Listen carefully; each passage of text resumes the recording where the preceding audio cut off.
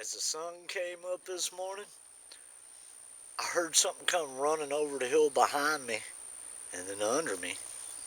And I looked down, and it's a cottontail rabbit. I got excited. That was my first critter to see in a few days coming into that stand. So, ever since I put blood on the ground, it's going to take a little while. Them deer know what's up. These deer are seasoned to humans and hunters ever since the Civil War. Let's go back into the 1850s when this place was just getting settled out here. People, from what I've read in the history books and the stories about this property, it was brutal back then, and deer were a dime a dozen. They don't have the deer population that we've got now. We're actually overpopulated with does. And the does are the brains of the deer out here. The bucks are stupid. They only show up when they're horny and they want to fuck.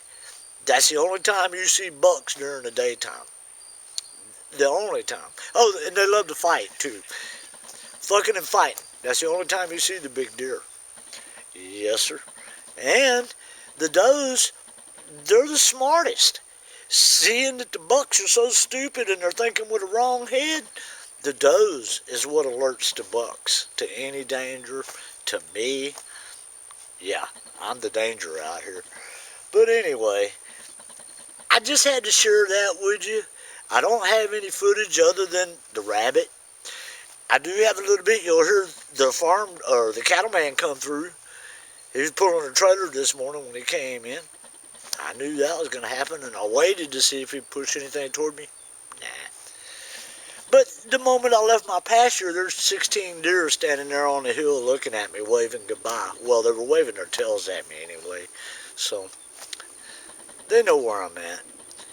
Anyway, that concludes this day. We'll see you tomorrow. Pray with me.